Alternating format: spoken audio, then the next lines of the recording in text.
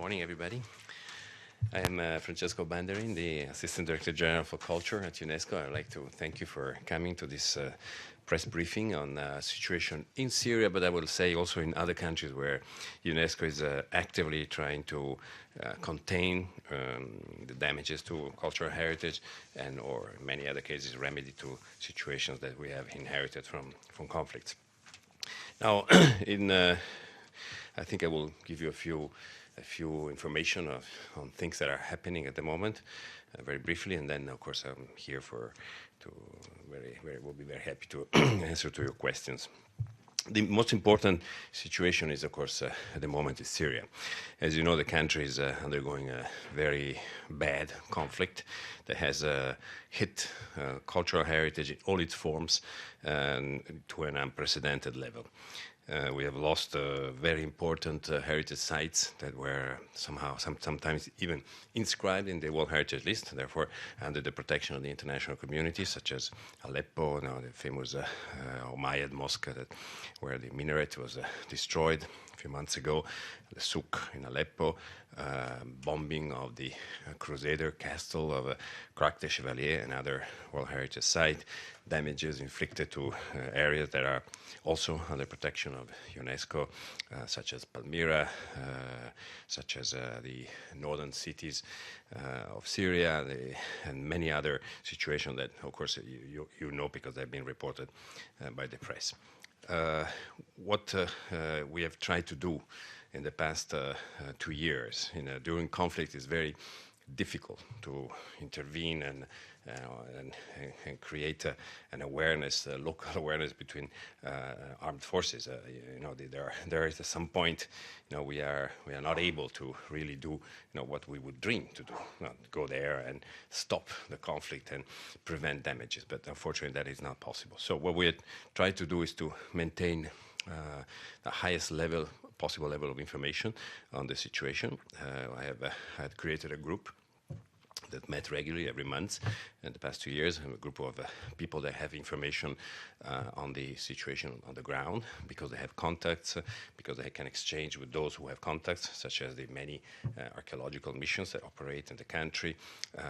Even the government of Syria has contributed, because we receive regularly reports from them on the situation of museums, situation of sites, and of course our own contacts and friends in the country. So I think that at least we're able to know what's happening. Although I must say that we were also not perfectly happy with the level of information that we were able to gather, because it was very difficult. You'll see why I said that. We have also done another activity in the past months. We tried to train or inform and train police and custom forces of the neighboring countries on the situation of the illicit traffic of cultural heritage. As you know, many sites have been pillaged. This is one of the elements that we would like to discuss later on.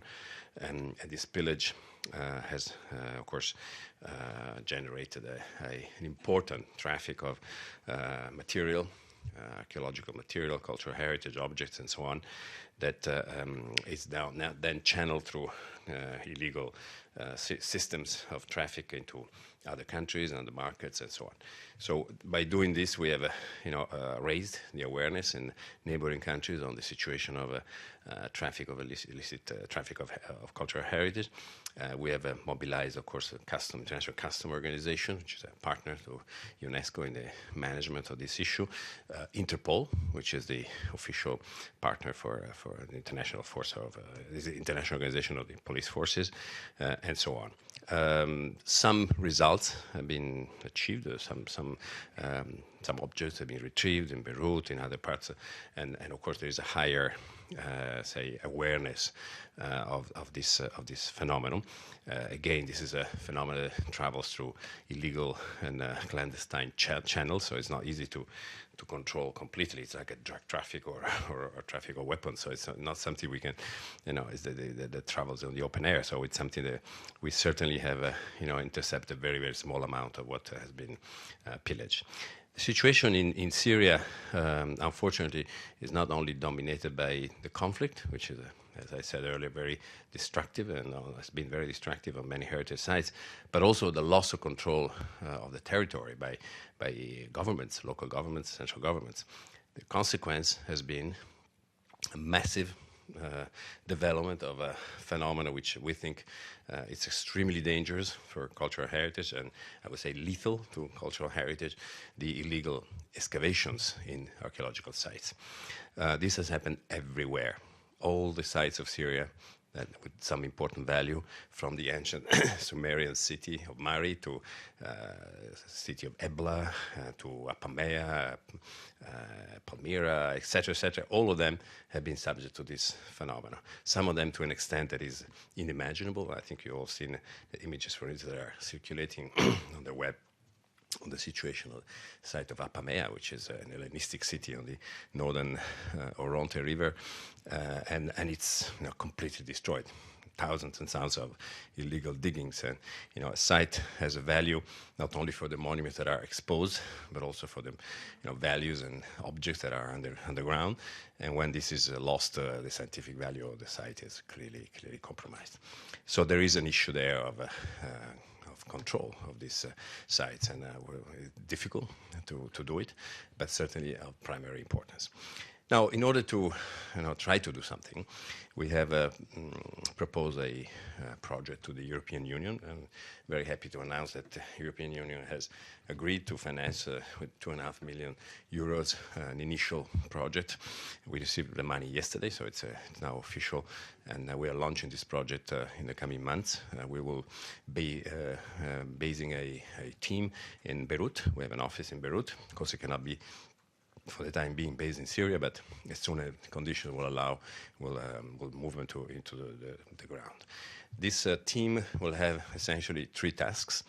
The first is to get a better information and knowledge on the situation of the cultural heritage. This will be done through, again, collection of information. We are opening an observatory on cultural heritage of Syria. And of course by missions that can be done directly by us when it will be possible. Of course, we need UN approval for that. But also there are other partners that can take part in missions and report to us and in the building of this important database, which we think is fundamental to orient the action of UNESCO, the other international organizations, but also the many non-governmental organizations that are willing to cooperate and willing to intervene and willing to play a service in defense of Syrian cultural heritage. The second will be the fight against illicit traffic, so reinforcing that system that exists already around the Convention for the fight against illicit traffic. We call it the 1970 Convention, the Paris Convention for protection of fight against illicit traffic. And the third is an awareness raising activity, both for the international community, but also for the local scene, and also for the refugees. Now, we have 2 million people displaced in Syria and the neighboring countries, and we would like to address them also with this component, because we really think that cultural heritage is and should be seen part of the humanitarian effort in order to keep not only the memory, but also making them aware that we are looking at, we are concerned about the conservation of their memory and their heritage. Now, of course, a project doesn't solve a situation as bad as the one in Syria, but at least it's a good start, and we will, of course, keep you informed on that in the coming months as soon as we're able to deploy our people and to conduct these initial actions. There is, as you know, a great concern around the world around this issue. Obviously, the humanitarian dimension has a priority, but as I said earlier, we think that cultural heritage should be seen as part of it. We had many discussions with the Red Cross, for instance. Red Cross is it's an organization primarily devoted to humanitarian activity, but in their laws, in the Geneva laws, cultural heritage is considered part of the humanitarian. We should really always see it as integrated into that component. It is not something separate, it is part of the identity, of the life, of the memory of communities and people, and should be seen as an important dimension of the humanitarian action. Now, how these actions can contain, limit prevent and repair, something to see in the future. We are just starting something. The only piece of good news that I can report to you, is that the government of Syria, and specifically the direction of antiquities and museums, had done a very important prevention measure, and all the museums of Syria, the 34 museums of Syria, had been emptied of their content, and the content has been transferred into safe havens. So the damage to museum is less important than it would have been otherwise, because of this preventive action, which of course we praise and we consider very, very important. There have been some museums have been pillaged and damaged, but they were minor museums, site museums, deposits of archaeological sites, but not the major museums of Syria. So that's the only piece of good news that we can report from that theater of operation. It's good, but it's not clearly enough, because the rest is going very bad. Now, this is one of the things that we're doing. We're doing, at this moment, we're active in many fronts. If you're interested, I can report to you what we're doing in Mali, which is quite important and interesting. I can report to you what we're doing in Libya, which is also an important area of activity. And I can report what we're doing in Egypt, because as you know, there's been in the past year at least 2 moments in which, because of riots or because of terrorist attacks, heritage has been targeted. And we are, of course, being very active in responding immediately to the situation and trying to help government in doing the conservation work and the repairing and restoration work. There are also other theaters, maybe more historical, if I can say. Of course, Cambodia, Afghanistan, Iraq, and so on. Our organization has been involved in this issue of protection of heritage before, during, and after conflict since 30 years. So we have accumulated a number of important experiences, and of course, all of it will be put at the service of heritage in the years to come, in this situation that we are discussing today. Now, it's up to you to, if you want to have some details, I'm ready for discussing Syria, Libya, Mali, Egypt, whatever you want. Ladies first. Ellen Ratner from Talk Radio News. The major museum in Damascus has a beautifully preserved synagogue from like 700 or so. You can't move that. What do we know if that's safe or not? Well, actually, the museum in Damascus, although, as I said, has been largely empty, it's not been subject of attacks. I had a conversation with Mr. Abdul Karim, who is the Director General for Antiquities and Museums. He's the person that, in fact, has supervised this operation of preservation and removal of all objects of Syria. And he's been very active, not only in preserving heritage, but also getting back heritage that has been pillaged. This is something very, very strange to say, but it is true that the government of Syria, in spite of this situation, has allowed this person and this organization to operate also in territories where they were not under government control. So he had appointed people in airports. He has appointed a superintendent of Raqqa, which was under control of the oppositions, and he was able also to buy back from those who had pillaged mosaics and other things, objects. So he, of course, this is again a limited action, but it was quite an important thing. So the museum in Damascus at the moment has not been the target of distractions. There were some clashes in Damascus. We have seen also very close to the Umayyad Mosque, but not directly to the museum. Please. Yes, of course, many of these activities by the rebel groups, particularly the Islamic ones, are emanating from Wahhabi beliefs that all these ruins should be destroyed, and we've seen many videos doing that purposefully. And they believe that they are just purging Syria from heathen beliefs. Also, I mean, in Saudi Arabia, there are so many edicts passed by clerics blessing such activities. The mosques around Mecca, which are Umayyad and Abbasids, have been destroyed by the authorities themselves. What are you doing to address the issue on an ideological and belief level with the Saudi authorities, who are mainly responsible for what happens in Mali or in Syria? given that they passed such edicts? Yeah. Well, I'm not sure that we can say that the Saudi authority are responsible for destruction directly. I mean, certainly not as government. I mean, the that's theology in Saudi ideology. That's ideology, but you know, well, they are government financed by the government. Government and ideology are different things. But you're right. In fact, the Wahhabi belief has supported many of these Salafist activities. The worst case was Timbuktu, of course, in Mali, where the Salafists destroyed the mausoleums, not the mosques. The mosques were relatively went through this occupation relatively well, but the mausoleums, which, on our view, and they were also part of we have 16 mausoleums that were part of the World Heritage nomination and were protected by UNESCO. These mausoleums, because they are against, you know, the view of the Salafists, which of course don't accept any mediation between man and God. Therefore, the mausoleum of a saint is is pure heresy, you know. So they were actually destroying the mausoleums for this reason. And many mosques, not really in terms of destruction of, I think it was most of the decorative part that is targeted, not the building itself, but the decorative part of the building, because. Yeah, well, Mecca is another story, and really a difficult one to address because everything has been destroyed there. There's nothing left of what Mecca used to be, and it looks more like a kind of a resort today with these big buildings.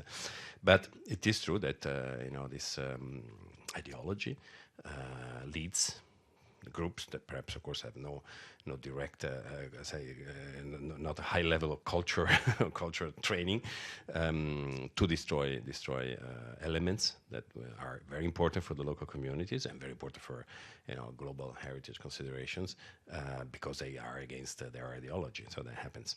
Now, you're asking whether the Saudi Arabian government. I don't think the Saudi Arabian government has a direct role in these distractions. I mean, these are groups that operate according to an ideology, but we have to make a difference between a government and ideological forces. Otherwise, we will have to that will be complicated.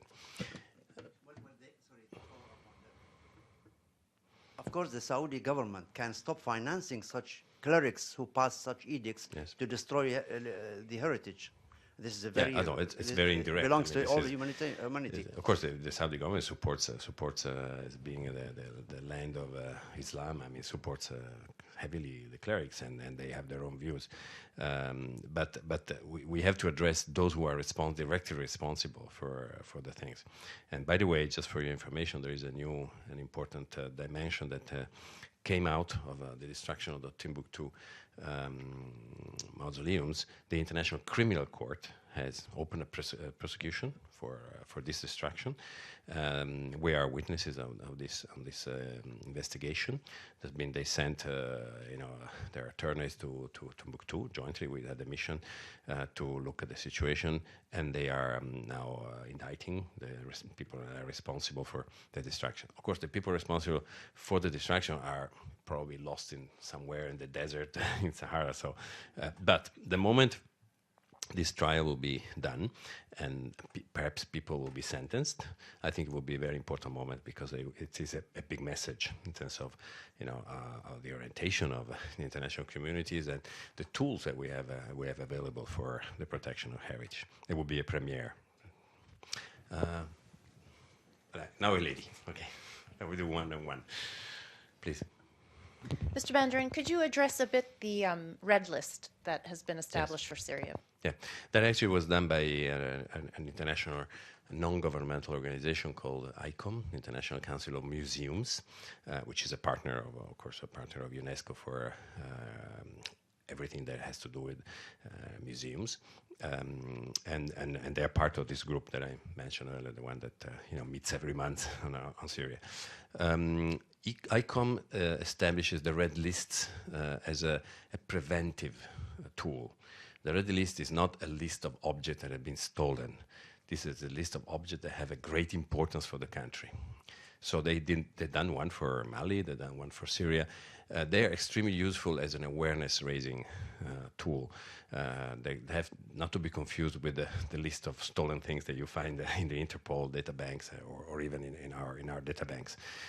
They are essentially highlights. For instance, the list of Syria has a small number of 35 or 40 objects. No? So it's not an extensive list. It's a highlight of the importance of a certain number of objects for the country. It is very important also as a kind of a training tool. We use this list, to train the militaries, for instance. In the case of Mali, and we are now doing the same thing for preparing the similar thing for Syria, we have published a so-called passport, heritage passport, a little document, pocket, same passport size, which was given to all the military involved in the operations, both the Malian, French, and so on.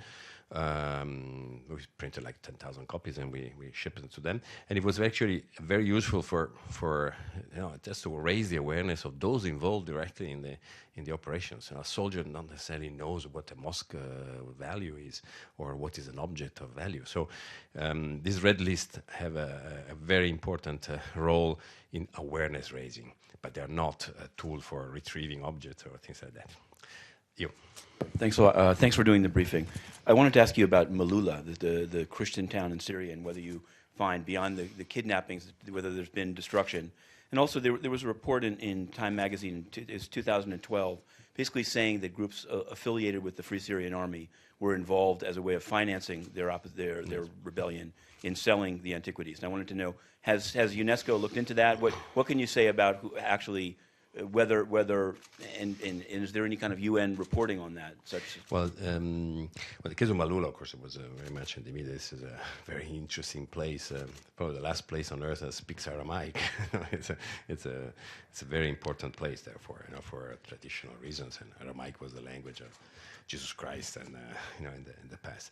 And there's been twice, at least, if I'm not wrong, and maybe you know better, because twice.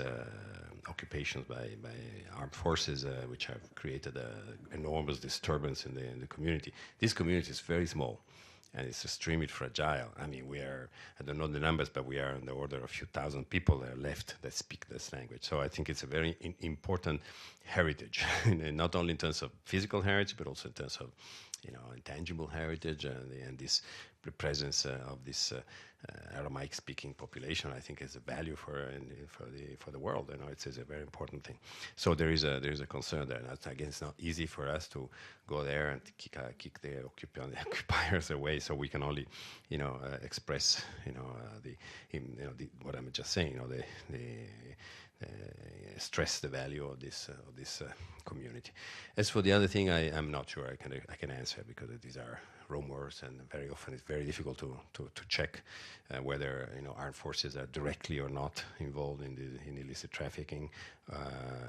Sometimes wars are very disorderly, so it can happen. I cannot say whether it's true or not. Certainly, what's happening is that the lack of social order is inflicting to cultural heritage of Syria, an impressive damage. Will take decades to remedy to this. Now it's the turn of a lady. Thank you. Do you have any estimates of the value of the cultural objects that have been pillaged? And are there any particular ones that you can cite that are particularly important? Well, estimating values of illegally trafficked objects is not so easy. Let me say there are two types of objects that are trafficked. One is the ones that are known, the ones that are in museums, are in deposits, have a picture, have an ID.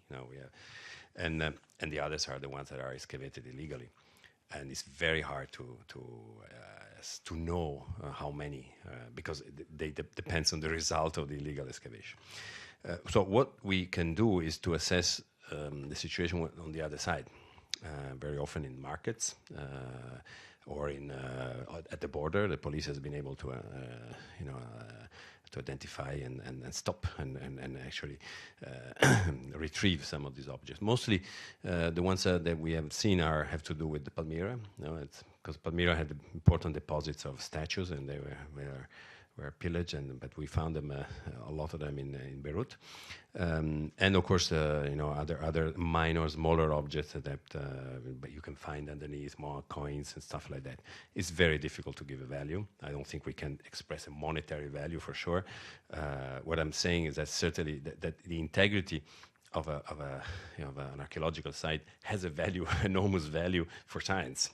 And once the archaeological site is destroyed, like it happened again in quote Apamea, but there's also other cases. By the way, one of them is Mari, which is one of the oldest cities in existing cities. Mari is the Sumerian city in the Euphrates River, and it's one of the oldest cities on earth. That's where urban civilization was born, in that part of the world.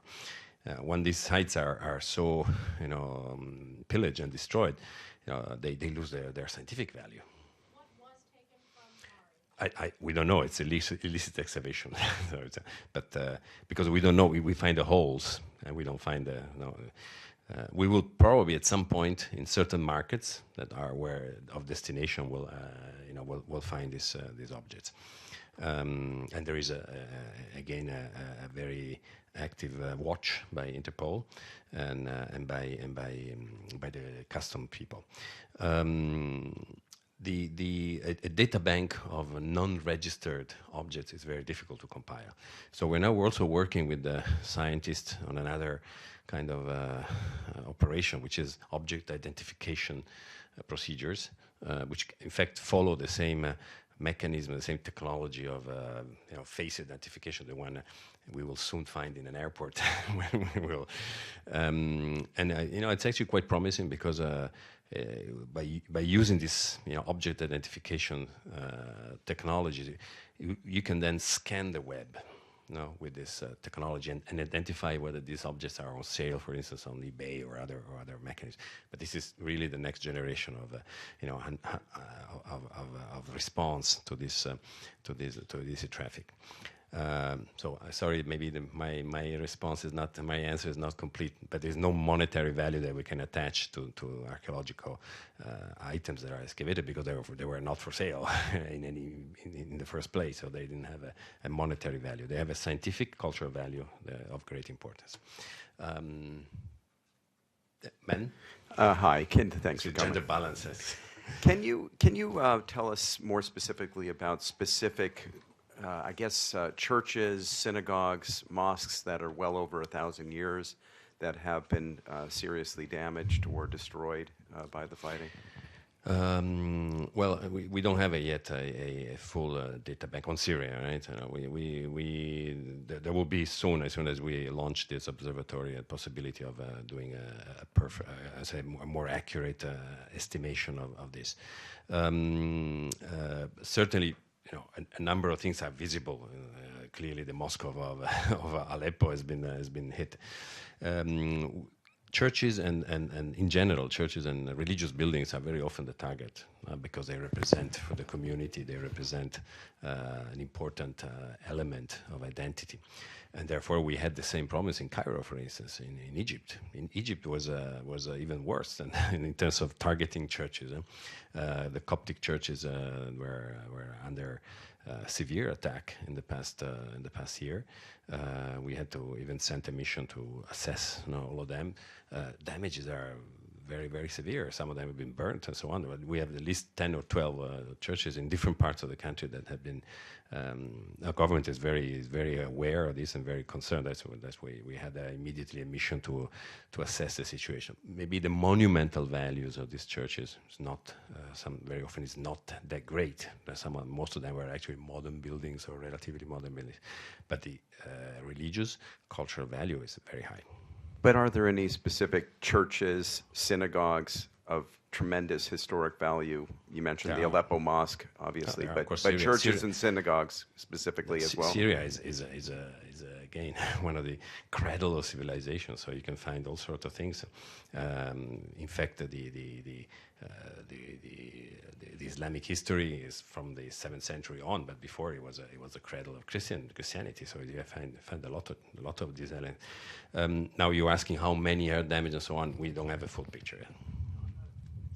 I'm not asking how many are damaged. I'm asking specifically certain things that can resonate with us as reporters, certain Yeah. places of tremendous historic value, synagogues or churches, and of course you mentioned the Mosque of Aleppo. I think at the moment the critical case was that one of Aleppo because it was very, very, very visible. Yep. So. Yes, I'm wondering, do you intend to collect information in Syria, as you did in Mali, to go to the ICC? I mean, Aleppo's been blamed on the regime, other places on the jihadists and so forth. Do you intend to do the same thing you did in Mali? Also, a very belated welcome from the UN, excuse me, United Nations Correspondents Association. Thanks. A bit late getting started here. Well, opening a prosecution, it depends on the ICC. They have to decide. I think the case of Mali that I mentioned is extremely important. There had been in the past another case, but it was not the ICC. It was the Tribunal for the Crimes in the former Republic of Yugoslavia, which opened a prosecution against the generals that had bombed Dubrovnik in 92 or 93, and at the end they ended up with the sentencing of this general of a militia that had done this bombing. But it was a very specific, let's say, regional tribunal. Now the ICC is the international court and it's a UN body, so it is something very, very, very important that they open up this. Should this Mali thing result in a sentencing, I think we have a new actor in the scene of heritage preservation. Of course, it will never be able to stop crimes, but at least we know that justice can be done in certain cases. So I think it's quite important. They have not opened anything for Syria yet. Going to ask them to? It's actually really not our task. They have their own independent view on things, and that they are master of the game. So of course we are the witnesses. All the information that they use during the trial comes from us, and we run joint missions, as I said earlier. But we cannot ask the court to open up a prosecution. This is it doesn't work like this. Even in the non-international tribunals, they are sovereign on their activity. Yeah, over there. Thanks. Michelle Nichols from Reuters. You touched upon this briefly earlier. What sort of items have been recovered so far in Beirut, and have you recovered any items elsewhere in any other neighbouring countries? And you mentioned training the customs and police in neighbouring countries. Which countries are you working in? Yes. And then one final sort of slightly more trivial question. There's a new movie coming out called Monuments Men. How do you hope to be able to use that to raise awareness of current conflicts? Well, most of the objects that we saw were essentially statues or parts of statues. We know also that very, very easily, other objects are more difficult to retrieve, like coins and metal objects are, circulating, but they're much easier to send around. They're much smaller. Unfortunately, this is not the only case. If you remember, in Libya, we had a very big situation there when during the revolution, but after Benghazi was liberated, so there was no conflict there. We had the major loss of probably the most important collection of Hellenistic golds and jewels that were deposited in a bank in Benghazi. That was a pure robbery. And during one night, they just went into this the bank's vault and took away a collection of over 8,000 pieces of Hellenistic jewelry. We have been able to retrieve, the police has been able to retrieve a few pieces, between two or 300 out of the 8,000. But a coin, a gold coin, can go anywhere in a moment. So it is lost. So that was a very bad and probably the worst thing that happened is in Libya during the revolution in terms of loss of heritage. The sites were more or less, were okay, but this was I stress it because it clearly shows the fragility of these kind of things. Now, in terms of countries, the countries that attended our workshop in Amman were neighboring countries of Syria, so Lebanon, Turkey, Jordan. And of course, these are the ones that were involved. I checked also with Israel. Of course, they couldn't come to the meeting, but they assured me in writing that the border was completely sealed and there was no traffic of illicitly excavated or stolen object from Syria to Israel. Now, Monuments Man, I would like to thank Hollywood for bringing this issue to the global attention, because sometimes Hollywood is more powerful than all the UN system put together in raising this attention. I'm sure that after Friday, when the movie will be issued, this issue of heritage protection will be on everybody's mind, and this is for us. It's a tremendous, possibility and an opportunity, because we preach all the times about this and the importance of heritage. But when people will see this movie, they will be moved, I hope, and they will certainly be more aware of the situation. Let me see. Maybe I think you've spoken. I will give you the. Yeah. In Libya. Of course, I don't know what happens to the Tripoli Museum in Libya, which is very rich with a lot of artifacts there. Also, how about Fezzan and the Akakos Mountains, where these old caves and those pictures on stone, are they still preserved? Do you have an idea if they are? Of course, we have it's a World Heritage Site. It's called Akakos. It's the one of the perhaps the most important collection of rock art in the world. Perhaps the other one is the one in Algeria, in the neighboring site. They're the same complex, but Akakos is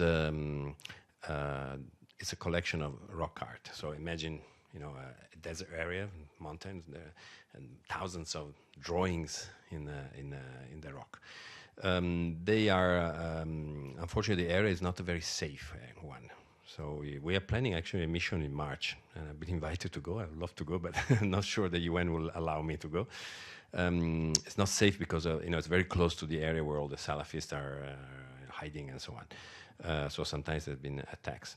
And perhaps you've noticed on the media there was a few months ago a bit of a scandal there because some of these paintings have been destroyed, but it was an internal squabble. Kind of a internal feud in the local administration that had people for revenging as a revenge against mistreatment or believed to be mistreated. They destroyed a few of these rock arts. They are an enormously important heritage. This part of the world was inhabited in the Neolithic times. Let's say between 8,000 years ago, before Christ, to 2,000 before Christ, in that period. And in these 6,000 years, the climate changed from a tropical to a desertic. So you have representation of this transition from a tropical. So you have, for instance, hippos or giraffes.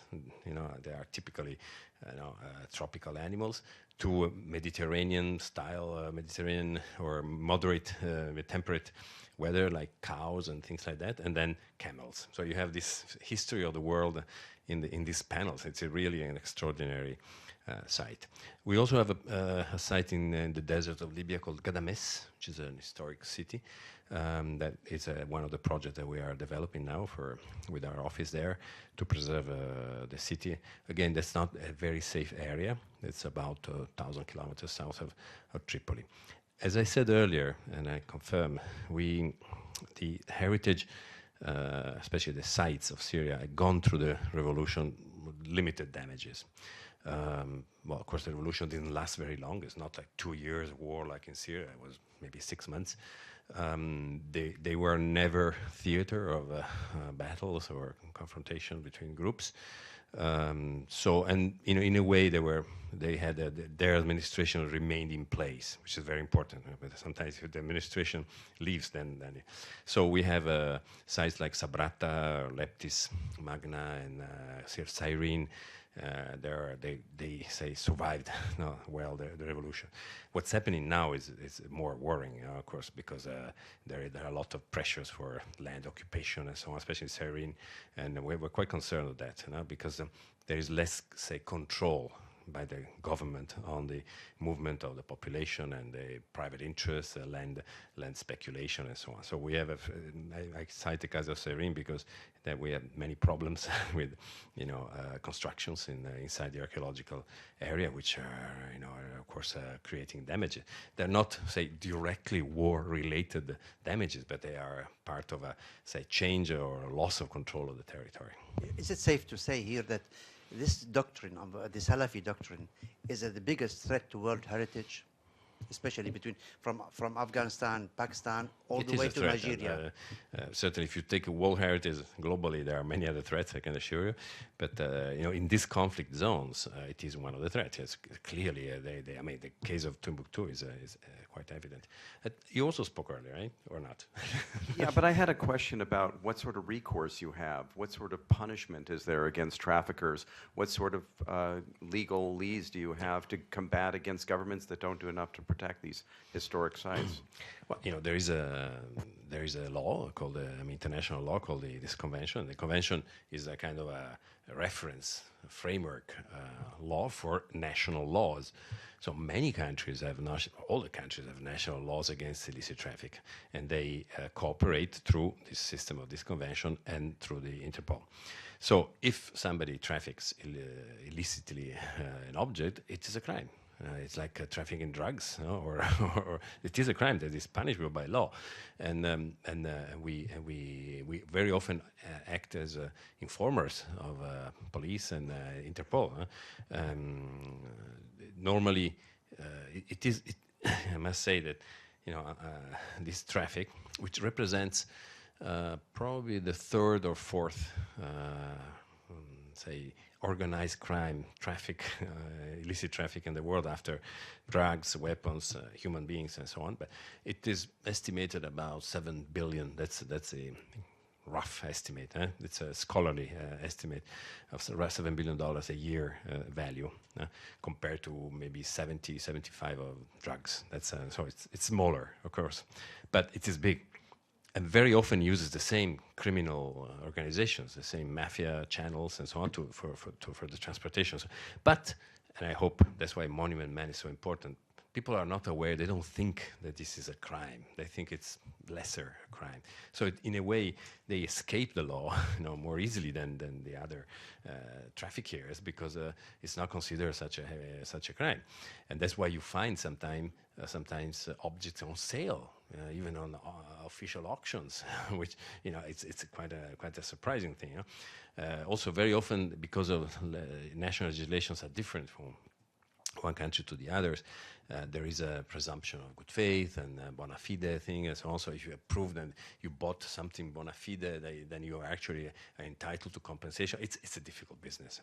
I mean, retrieving cultural heritage has been stolen or illicit traffic, as we know since the Nazi time. It's a very difficult business. There was an article in New York Times the other day, quite interesting, on the retrieval of French paintings that are detained by the French government. They were looking for their owners, but it shows the impossibility of this. Once something is lost, you get back 5% with an enormous effort. So it's important, the prevention. Iraq it was a disastrous thing, but I think yes, please. Mr. Bandarin, you mentioned that the museums had been emptied for safekeeping. Syria. The government, Syria. But since the government has come under so much criticism in so many different areas, humanitarian and military and chemical weapons dragging their feet, etc., how are you certain that they're a honest broker and a good partner in terms of protecting these cultural heritages? And also, especially if this government were to fall, let's say, what's to say they wouldn't depart the country with all the heritage or something? Like, how do you prevent that? No, of course, we haven't gone there. We haven't sent anybody to check whether the museums are empty and so on. But we had organized a meeting in August in Paris, and Mr. Brahimi came for this meeting. It was a meeting on heritage of Syria, and actually it was very important his presence because it shows that the representative of the Secretary General cares a lot about this. At that meeting, we had invited Mr. Abdul Karim, who is the Director General for Antiquities and Museums. He's a scholarly person. I mean, he's a professor at the university that took this impossible job of trying to protect Syria. So he's not a governmental, I mean, he's not siding with the government, or he's not a politician, right? And he's a technical person. And of course, we had a long discussions and so on. So, of course, we haven't been able to check, but I think that the demonstration he gave us was convincing enough in terms of this specific action of protection of museums. Yep, please. Sure, thanks a lot. I wasn't going to, but thanks for the briefing on behalf of the Free UN Coalition for Access. I wanted to ask you about the U.S. The U.S., given its role on the funding in UNESCO, does it work with you, particularly in countries like Iraq where they have a lot of input? I mean, can countries contribute money to these specific tasks, or how would you characterize their role in these preservations of monuments? Well, there are many ways in which a country can contribute. For instance, we just had recently the meeting of this convention, the committee for this 1970 convention for against illicit trafficking. The U.S. Are represented, and they have a big office in D.C. In the State Department that deals with that. So they, at least in terms of the management of the international treaties, they are very active in protecting. As you said, they are not contributing directly to UNESCO in this phase, but they are very active on this. As you know, the U.S. have maybe after the Baghdad Museum drama, they've increased quite a lot their say training of their staff and personnel, military personnel, in this area. I've seen very interesting programs. I mean, now archaeologists have a new job with the military in this country, and also they have they've increased the obligations for high level for officials to be trained on cultural heritage. I believe even I've seen that they have somehow put an obligation. You cannot become a lieutenant if you haven't done a course on cultural heritage, which is, I think, a good incentive for the military. So I think that US are quite active. They do a lot of bilateral activities. In fact, their principle is that it's more on bilateral.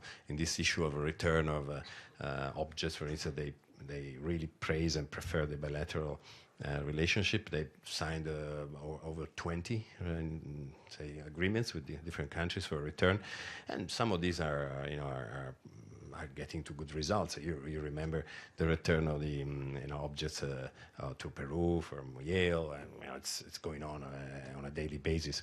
Now, so in terms of capacities, I think they have now much better capacity to identify and protect the cultural heritage in war zones. Not the only ones. Many other armies have done it. For instance, the UK Army has created the British Army has created a body, specialized body. The Italians had it already, the French, and so on. So these are very useful because they also we can use them as trainers of other forces. We do a lot of training in this field, especially in these conflict areas.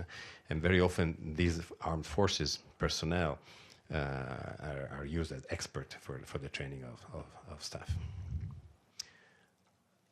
Yep. I don't know if you think you have. Yep. Is that okay? I would like to thank you very much. I would have liked to stay more, but I think time is tyrant. And let's say that we will, of course, return to this issue because it's a very important one. And I would like to thank you for the interest you have for this. Thank you very much.